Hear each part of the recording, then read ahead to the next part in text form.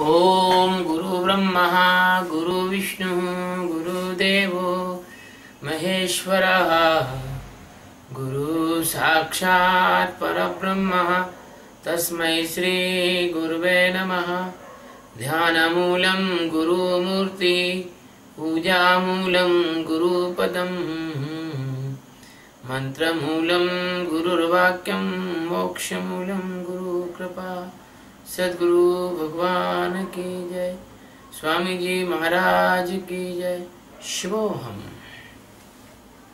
आज गीता के तीसरे अध्याय का 21वां श्लोक है और इस श्लोक कहता है यद्यादाचरन्ति श्रेष्ठ तस्तद्देवेतरो जनः सहायत् प्रमाणं कुरुते लोकस्तनधनु वर्तते। यत् यत् आचरति श्रेष्ठः तत तत एव इतर जनः स यत् प्रमाणं कुरुते लोक तत् अनुवर्तते। यत् यत् का मतलब होता है जो जो, आचरति का मतलब आचरण करता है, श्रेष्ठ का मतलब होता है अच्छे लोग, श्रेष्ठ लोग, है ना। अन्य जना यानी अन्य, इतर यानी अन्य, जना यानी पुरुष, स यानी वह, यत यानी जो कुछ, प्रमाणम यानी प्रमाण, कुरुते यानी कर देते हैं, लोक यानी समस्त मनुष्य समुदाय, तत् यानी उसी के, अनुवर्तते अनुसार वर्तने लग जाता है। श्रेष्ठ पुरुष जो जो आचरण करता है अन्य पुरुष भी वैसा वैसा ही आचरण करते हैं। वह जो प्रमाण कर देता है समस्त मनुष्य समुदाय उसी के अनुसार वर्तने लग जाता है। भगवान सद्गुरु सच्चिदानंद परमात्मा अनंत कोटि ब्रह्मांड नायक, सम्राटों के भी सम्राट श्री कृष्ण भगवान महापुरुष के आचरण की श्रेष्ठता का अनुकरण समाज के श्रेष्ठ जनों द्वारा होता है, ऐसा समझा रहे हैं। वैसे तो हमारे यहाँ एक कहावत प्रचलित है, यथा राजा तथा प्रजा। जैसा राजा होता है वैसी प्रजा होती है ना।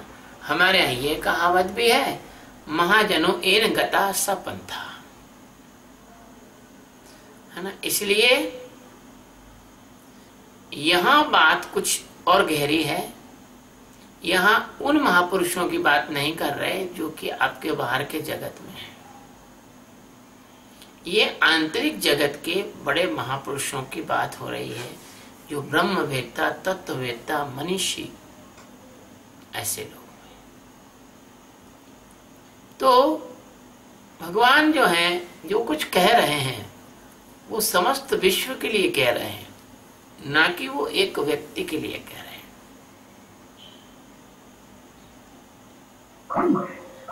यद्यपि सद्गुरु की श्रेष्ठता का अनुकरण, यद्यपि सद्गुरु की श्रेष्ठता का जो अनुकरण है वो उसके शिष्य गण करते रहते हैं, किंतु उनकी श्रेष्ठता का अनुकरण समाज के कुछ अच्छे लोग और भी करते हैं, जो शिष्य नहीं होते वो भी करते हैं। और शिष्य जो होते हैं वो हंस होते हैं, और गुरु महाराज की कृपा से, गुरु महाराज का अनुकरण करने से, गुरु महाराज के सानिध्य से वही हंस बाद में परमहंस हो जाते हैं, रूपांतरित हो जाते हैं। ज्ञानी जन भले ही सारे विधि और निषेध से परे हों, अर्थात उनके आचरण को आप अपनी सड़ी गली मान्यताओं की कसौटी से सही गलत नहीं ठहरा सकते। समाज यह अज्ञान में जी रहा है और ज्ञानी जन ज्ञान में जी रहे हैं। समाज का प्रबुद्ध वर्ग और श्रेष्ठी वर्ग जो है वो अंधा है, क्योंकि वो मन और बुद्धि का गुलाम है। ज्ञानी नेत्र वाले हैं, क्योंकि वो मन और बुद्धि से पार जाकर आत्म स्वरूप में प्रतिष्ठित हुए। इसलिए ज्ञानी जनों का आचरण निरंतर चेतन परमात्मा में जीने के कारण इतना करुणा में होता है, इतना प्रेममय होता है, इतना शांति का पुंज होता है कि उनसे आप स्वप्न में भी ये अपेक्षा नहीं कर सकते कि वो कुछ गलत कर सकते हैं। उनको स्वप्न भी गलत नहीं आता। ऐसे ज्ञानियों का अगर अनुकरण ये समाज करे, जिनसे ऐसा कोई कर्म नहीं होता जो अनुकरणीय न हो, उनका प्रत्येक कर्म, उनकी रहनी सहनी, उनका उठना बैठना, उनका आचरण, सब कुछ इतनी श्रेष्ठता लिए हुए होता है कि यदि कोई उनका अनुकरण ही कर ले तो उसका जीवन बदल जाए। हमारे समाज के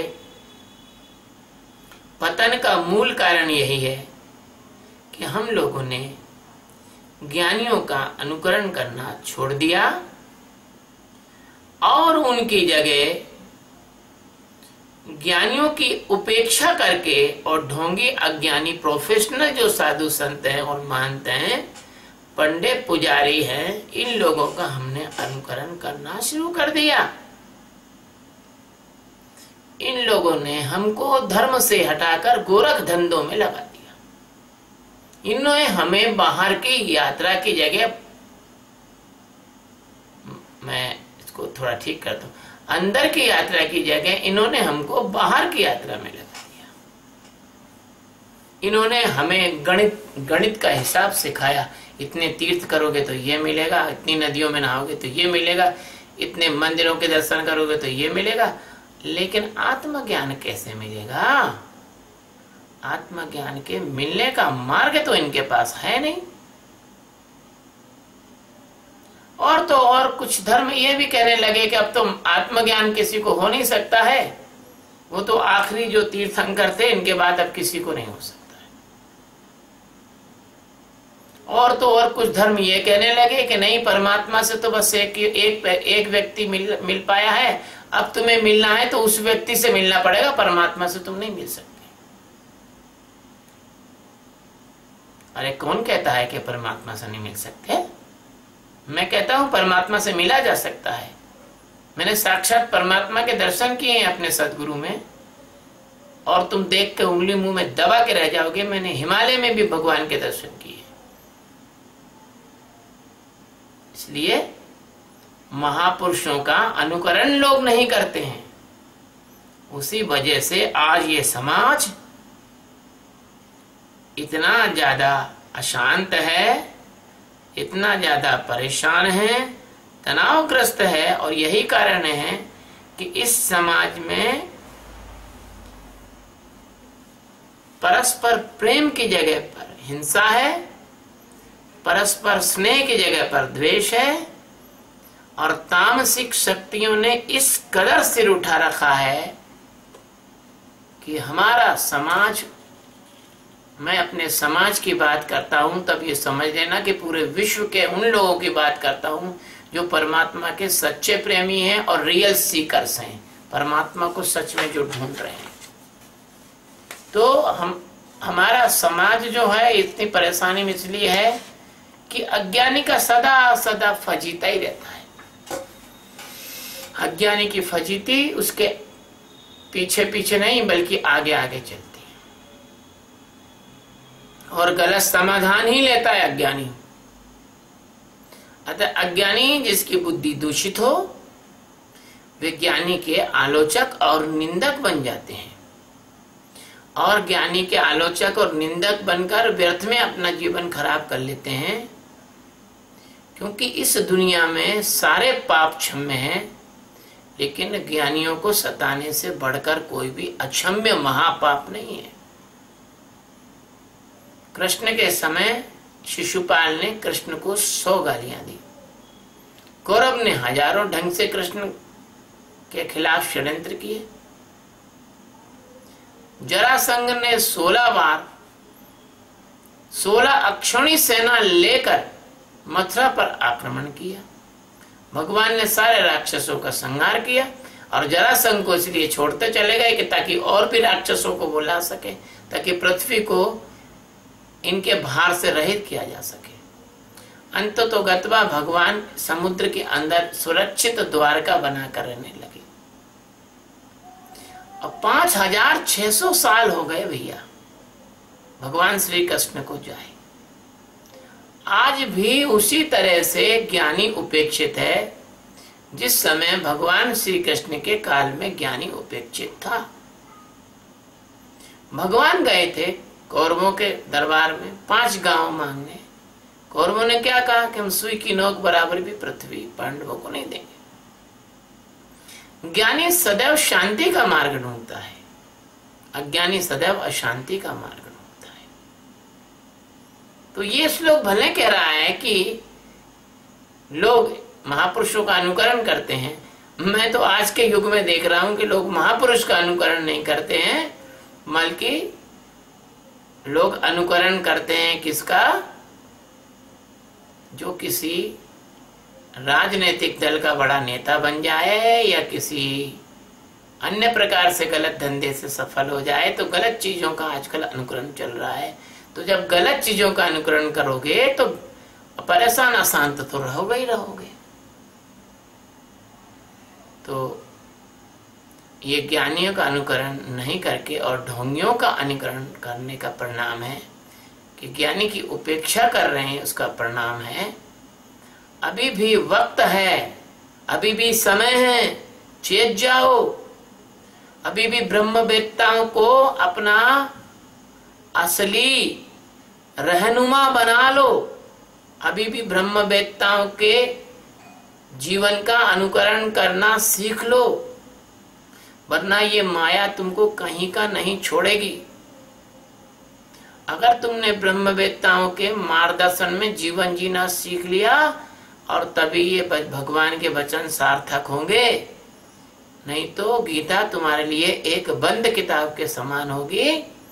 चाहे तुम कितना गीता और रामायण का पाठ कर लो, अगर तुमने इसके मर्मों के साथ उतरकर जीना नहीं सीखा तो ये वैसी स्थिति हो सकती है जैसे किसी आदमी के शरीर पर सुंदर भोज्य पदार्थों का लेप लगा दिया जाए। रबड़ी है, गुलाब जामुन है, मावा बाटी है, अच्छा दाल है, चावल है, 56 प्रकार के भोगों का पूरे शरीर में लेप लगा दिया जाए तो उस व्यक्ति का पेट नहीं भरता, भूखा मर जाएगा वो। इसी तरह से तुम्हारा बाहर बाहर का जो धर्म है, बाहर बाहर का जो अध्यात्म है, ये तुम्हारा बाहर बाहर का कर्म कांड है, ये बाहर बाहर का ढोंग है, ये तब तक सार्थक नहीं हो सकता तब तक तुम ध्यान को एक आंदोलन नहीं बनाओगे। ये तब तक सार्थक नहीं हो सकता जब तक तुम्हारा खान पान आचार विचार नहीं बदले, जब तक तुम अंडा मांस खाओगे और शराब बियर पियोगे, परमात्मा की कृपा को तुम अनुभव ही नहीं कर सकोगे। सबसे बड़ी बात यह है तुम्हें शाकाहारी बनना है और शाकाहारी बनने से तुम्हारे मानसिक तंतुओं में वह क्षमता आती है जो परमात्मा को धारण करने के लिए आवश्यक है। और ध्यान करना इसलिए आवश्यक है किसी सद्गुरु के मार्गदर्शन में जो ब्रह्मवेत्ता हो, क्योंकि ध्यान तुम परमात्मा का नहीं कर रहे हो, तुम अपने अंदर मौजूद वास्तविक जो तुम्हारा स्वरूप है, आत्मा स्वरूप, आत्मा तुम्हारा जीवन, तुम्हारे अंदर मौजूद ब्रह्म तत्व, उसका तुम ध्यान कर रहे हो। तुम किसी और का ध्यान ना करो, तुम्हारा परमात्मा तुम में होकर तुम्हारे अंदर विराजता है। अगर ज्ञानियों की बात मानते हो तो ये श्लोक आपके लिए आज सार्थक होगा, और यदि ज्ञानियों की बात नहीं मानते हो तो फिर लगे रहो गोरख धंधे में जो चल रहा है धर्म के नाम पर। सतगुरु भगवान की जय, स्वामी जी महाराज की जय।